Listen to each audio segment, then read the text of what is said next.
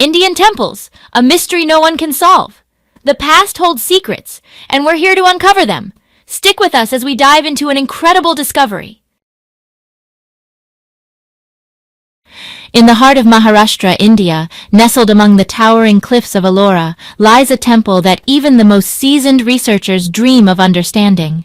The Sanatha secrets lie in a place where a granite mountain was transformed into an interconnected complex, as if it wasn't made by human hands but by beings using futuristic technology. Everything about it is astonishing. From the ceiling to the floor, the entire structure is carved from a single massive rock, top to bottom, not built like a typical building. Imagine this. They didn't start from the base like usual. Instead, they began carving from the top of a giant basalt block, over 40 feet high, systematically removing over 1,000 tons of solid rock, layer by layer, not in chunks that could be moved and placed, but through a method of carving out the excess. The scale is mind-blowing. Just the central hall alone is more than 130 feet long and over 65 feet wide. To achieve this, over 400,000 tons of rock had to be removed. Even more impressively, the excavation wasn't done in separate chambers. It was carved as one massive block with no major cracks. That's a serious challenge, even with today's advanced tools. It's hard to imagine how ancient craftsmen, without diamond saws or high-powered drills, managed to carve through such hard rock with incredible precision. The temple walls feature insanely detailed high-relief carvings, some up to 12 feet tall. Entire scenes from Hindu epics, rows of columns, massive figures of elephants and lions. Even the ceiling beams and cornices were chiseled with the precision of fine jewelry. After centuries, it's still nearly impossible to find major mistakes. Everything fits together perfectly, almost like it was designed using computer modeling. Here's what's even more bizarre. No tools or tool fragments have ever been found, no signs of workshops, no scaffolding remnants, no support beams, nothing. It's like the builders appeared from nowhere, carved the entire structure, and vanished without even leaving instructions behind. The complex includes tunnels and passages connecting multiple levels. Some are big enough to walk elephants through or host large gatherings. The drainage system deserves special mention. It's engineered so precisely that even during heavy monsoon rains, all the water drains out instantly. Local legends say the temple was built in just a few years. But according to modern archaeologists, a project this size would have taken hundreds of years, even with today's technology, and required thousands of skilled engineers and builders. Yet, there's no sign of large nearby settlements or worker burial grounds. It's as if the whole thing just appeared suddenly. One of the most puzzling things about Kailasa Temple is the total lack of in-progress construction. Archaeologists usually find unfinished or collapsing buildings, but here there isn't a single incomplete hall or sloppy carving. Every chamber and corridor is finished with equal care. It's as if the creators had a crystal-clear plan from start to finish, like they were following some unknown technique that let them see the final result in advance. Step into the central courtyard, and it feels like you've landed on another planet. Granite statues of deities, multi-level galleries, endless arches, and carvings that give off an almost impossible vibe. This is art that defies time. But if the Kailasa Temple is a masterpiece of architecture, the next location holds a mystery that's even harder to explain, not just in terms of art but of material science. Right in the heart of Delhi, on the grounds of the ancient Qutb Minar complex, stands something that draws thousands of visitors from around the world. It's not a palace or a golden statue. It's a seemingly simple iron pillar over 23 feet tall and weighing more than 6 tons. But its fame goes far beyond India's borders. It's not about its size or design. It's about what it's made of and how it's lasted. This pillar, often called a miracle of ancient metallurgy, has stood for over 1,000 years on a stone base. Its surface is dark and slightly rough, covered in ancient Sanskrit inscriptions. Thousands of hands have touched this metal, all trying to solve the same question. Why hasn't it rusted at all after all these centuries?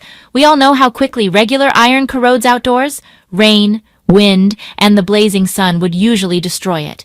But this pillar looks like it's never aged. It has a thin, natural patina, but no real corrosion. What's even more mind-blowing? The entire pillar is made of solid iron with no joints or welds. Scientists have studied it and found it contains almost no sulfur or phosphorus, elements that usually make iron brittle and rust-prone. Instead, it's made of high-purity iron alloyed with just the right amount of phosphorus. Recent lab tests in California show that in terms of strength and rust resistance, This ancient pillar is more advanced than even some modern 21st century alloys. Locals believe the pillar is magical. According to legend, if you stand with your back to it and can touch your fingers around it, you'll be blessed with good luck. Tourists try their luck, take photos, and debate who can do it and who can't.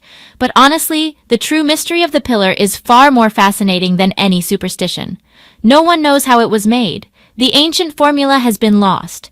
No modern lab in the US or Europe has been able to replicate it without using modern additives. And here lies the big question.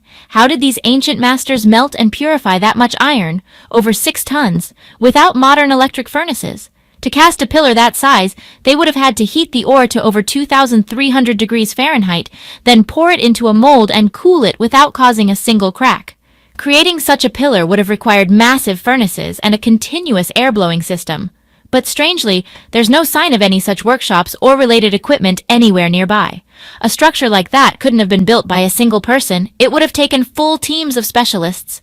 Blacksmiths, designers, mold makers. But based on what we know about the 6th century, when the first Qutb Minar complexes were built, no civilization had that kind of technology. Throughout history, this pillar has attracted attention from invaders, the Arabs, the Mughals, and even the British Army. Some tried to dismantle or move it, believing it hid treasures or magical relics, but the iron was so tough even the strongest tools of the time could barely scratch the surface. During British rule, some enthusiasts tried to drill into the pillar to extract a sample for study, but they broke multiple drill bits and eventually gave up. When archaeologists and metallurgists studied it using spectroscopy and ultrasound, they found that the iron had a unique microcrystalline structure, something that modern technology still can't replicate. This structure only forms through extremely slow cooling in open air, without sudden temperature changes or mechanical stress. In traditional metallurgy, that kind of condition is nearly impossible, especially for something this huge. Inscriptions on the pillar speak of a mysterious king named Chandragupta II, who supposedly dedicated the column to the god Vishnu, but the writings raise more questions than they answer. Historians haven't found records of anything similar being built at the time, and iron samples from other structures are completely different in composition. Some researchers believe the pillar was brought from another, much older site, one we still know nothing about. For thousands of years, the pillar has stood tall. Wars, weather, and modern urban development haven't been able to erase its mystery.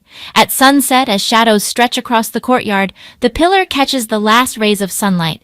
It almost seems to hold not just ancient metallurgy secrets, but knowledge lost to time. But if the ancient metals still baffle scientists, the next temple holds a completely different kind of mystery, one that seems to defy physics itself. Picture this: stormy skies, ancient gates, and strange forces. And suddenly, the Veerabhadra temple in the town of Lepakshi opens up before you. From the outside, it looks like many other South Indian temple complexes. Massive stone walls, detailed carvings, traditional statues. But inside, there's something hidden that's fascinated scientists and tourists for decades. A stone column that doesn't touch the ground. That's right. One of the pillars inside the sacred hall appears to be floating, ignoring the laws of gravity. Guides immediately take visitors to the spot. If you look closely, you'll see a clear gap between the base of the pillar and the floor.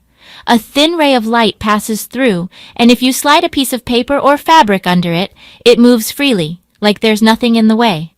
This pillar weighs around 25 tons, stands just over 15 feet tall, and is about 2 feet thick. But all that weight is distributed across just a few contact points, small enough that you could place a finger on each. So it's no wonder the locals either fear the pillar as cursed or revere it as sacred. Every year, thousands of tourists come to see the floating pillar for themselves. On early mornings, the hall fills with people carrying flashlights, rulers, and smartphones. Some take photos. Others try to crawl under the column to check if there's any kind of hidden support. Temple staff don't interfere. They've seen enough over the decades to believe the effect is very real. Even school kids hold contests to see who can slide the thickest textbook underneath it. To archaeologists and engineers, the Veerabhadra Temple has become a real-life mystery. The pillar doesn't just float. It bears some of the weight of the entry ceiling above it. Structural analysis shows that any misalignment should have caused the entire thing to crack or collapse. But the temple is over 600 years old. Records from the Vijayanagara Empire describe it as a pilgrimage site in the 10th century. And in all that time, the pillar hasn't shifted. The cornices haven't cracked, and the vaulted ceiling hasn't buckled. It's just plain granite. No signs of reinforcement, no hidden metal framework inside. In the mid-20th century, a British engineer named George Moore came to Lepakshi determined to solve the mystery. He suggested that the pillar was part of an extremely precise balancing system. Its weight distributed through an arch network, and the gap beneath it was the result of perfect load calculations. But when someone tried to reinforce the structure, it nearly caused the stone ceiling to cave in, and the pillar almost collapsed. Since then, no one dares touch it. Local builders believe the pillar was originally installed with support from 66 other columns, each sharing part of the load. That's why the temple still stands strong. But how the ancient builders managed to calculate the balance so precisely without modern tools is still unexplained. Here's what's even crazier. Even with laser levels brought in by researchers from London and New York, the gap beneath the pillar hasn't changed by more than a couple tenths of an inch in decades. In the temple's hidden corners, there are more strange examples of what looks like anti-gravity. In the ceremonial dance hall, the ceiling supports a beautifully carved balcony, but it rests on columns so thin that engineers say it should have collapsed under its own weight long ago. And yet, it stood firm for centuries. It's not just the pillar. The entire structure of the temple baffles scientists. It was built using dry construction techniques. No cement, just perfectly cut stone blocks held together only by gravity and weight. In the case of the floating column, conventional physics says it should have failed. And yet, it hasn't. Considering the precision of the stonework, some researchers suggest that the original block used for the pillar was carefully chosen over many years, then carved into a very specific shape to achieve perfect balance. No one has ever done anything like it, before or since. Pilgrims leave flowers near the floating pillar, and Indian brides circle it to receive blessings for a long and happy family life. They say if you touch the gap beneath the pillar and make a wish, it will come true. But for scientists, it's not about superstition. What matters is the unique physical phenomenon, unlike anything else in the history of architecture. When sunlight streams through the carved windows, the whole structure seems to defy gravity. But this temple is just one part of a much deeper mystery. Beneath the ancient sanctuaries, hidden just under the Earth's surface, lies something even more enigmatic. Real underground labyrinths, places where treasures may have been stored or hidden, unknown even to the boldest adventurers. In Indian temples, every stone holds ancient secrets. There are places tourists rarely ever reach. Beneath Dejantham Temple in Karnataka, there's a complex network of tunnels, halls, and galleries, with no guides, no signs, and no maps at the entrance. Locals will tell you about the carved gates behind which lie dark hidden corridors descending dozens of feet underground. The first archaeologists to explore the dungeons in the early 20th century went down using only ropes and torches. There was no electricity back then. They walked through narrow stone passages where the walls were covered in images of animals and unknown warriors holding strange weapons. Even experienced cavers got lost in these mazes. There are dozens of rooms, halls, water collectors, and hidden tunnels meant for discreet movement. The main corridor starts beneath the altar and then branches off in different directions, forming a network over 1,300 feet long. On the walls, old symbols appear, triangles, circles, arrows, perhaps once used to keep explorers from getting lost. Still, not all of the tunnels have been fully explored. Some have collapsed, others are flooded with groundwater, and some disappear into total darkness. Even with modern lighting, it's easy to lose your way. Locals talk about people who bravely ventured down and never came back. One of the most fascinating parts for scientists are what they call shelter halls, large rooms with thick doors and narrow ventilation channels. The walls are lined with thick panels, and hidden bronze grids are embedded between them. In one of these halls, they found signs of fire, food remains, and rusted arrowheads. Historians believe that dozens of people may have once hidden there. Food and water were stored in special clay vessels, buried under piles of sand. Vertical shafts, disguised as ordinary grindstones or statues, were actually used for ventilation. During the dry season, researchers discovered a secret staircase leading to an even deeper level. That's when they realized a full trap system had been built beneath the temple. False doors, blocked passages, and hidden pits lined with sharp stakes. Some traps were triggered by a person's weight. Step on a certain slab, and a massive stone door locks shut behind you.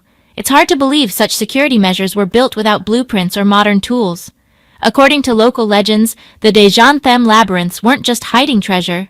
They were used as hiding places for priests and kings during wars and invasions. Weapon caches were found in the dungeons, huge swords over 4 feet long, shields, spearheads, all carefully stored in stone niches. In one of the halls, researchers found ancient palm leaf manuscripts that are still undeciphered. They also discovered a statue of a strange creature, half lion, half fish, on a pedestal with writing that doesn't match any known alphabet. In some rooms, the walls are painted with murals of battles, flying objects, and people wearing masks and unusual clothing, images that match local folklore. On the ceilings of certain chambers, star maps were painted with such precision that modern astronomers were able to identify exact night sky patterns from thousands of years ago, accurate specifically to the skies above India. And tucked away in the halls, they found all sorts of strange items: thin bronze wires, crystal bowls with mysterious residues, and chunks of unprocessed metals placed near what looked like miniature altars. Near the exit of the labyrinth, fragments of gold-dusted containers were found. All discoveries were carefully documented by research teams from London, Boston, and Delhi. Despite all the research, no one has yet figured out the true purpose of the entire system. In some halls, the floors were covered with thick rugs made of layered, dried grass. In others, strange markings were found, similar to coordinates or coded symbols. To this day, archaeologists don't understand where the ancient builders got such complex engineering plans, or how they managed to coordinate all this underground construction so precisely.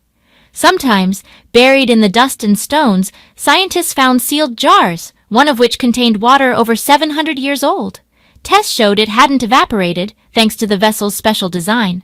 They also found bronze mirrors polished so perfectly that they could reflect light down long corridors without using open flames. But the most amazing thing? Despite all the exploration and time that's passed, not a single underground hall has been seriously damaged or looted. It's as if the entire place was built using techniques we still don't fully understand. Subscribe and explore the forgotten past with us. Like, share, and support the journey of uncovering the truth beneath the ruins. See you in the